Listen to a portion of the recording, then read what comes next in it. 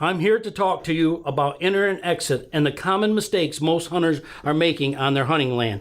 Now here is an example I'd like to explain. Most people have one thick area, a bedding area. The red is for bucks, the yellow is for does. They have a swamp or something. Then they think all they need to do is put in a food plot, so they put in this food plot.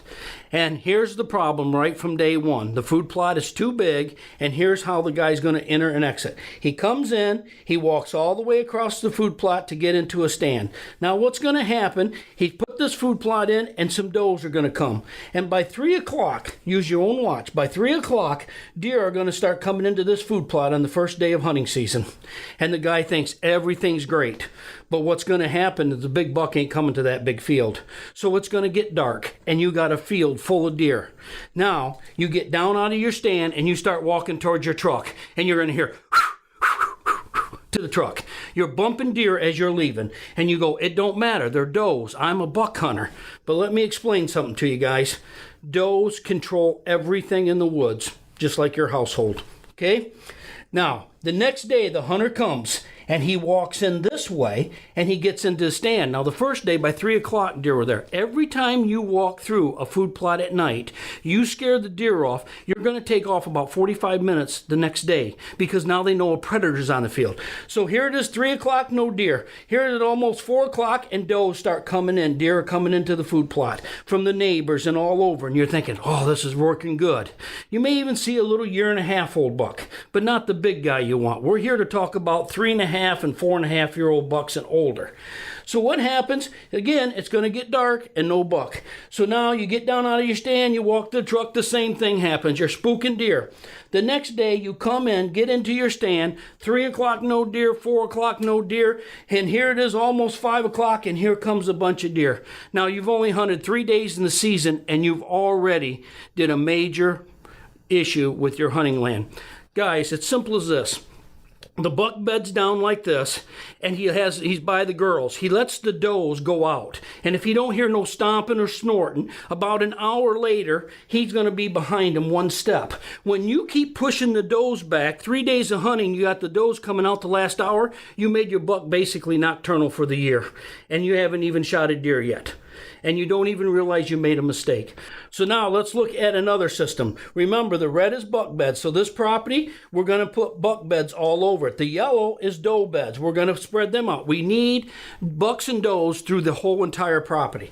We also split the big field up. We can use grasses. We can use autumn olives. There's many different things. You can plant hedgerows of pines, but we want to split that big field up. But the main thing we did is we put in these little killing food plots all around the big food. Now this is going to help us a lot. We also added a few watering holes, and all the little red dots are stand locations. Now, come to hunt. We come in, go right down through the middle of the field because the deer are in the woods during daylight, 3 o'clock in the afternoon. This is about 2 o'clock, we get into our stand. We did not scare no deer. Now what happens, the does come to these little food plots. They're only going to eat 10, 15 minutes. Maybe a little longer, and then they're going to head out to the big field where there's tons of food. And that's just what we want. We don't want to stockpile deer by our stands. A little while later, little bucks come, and they make some rubs and scrapes in the little food plot, and they head out to where all the girls are. But here it's getting dark, and let's just say the buck didn't watch my seminar, and he didn't show up. It happens. Nothing's 100%.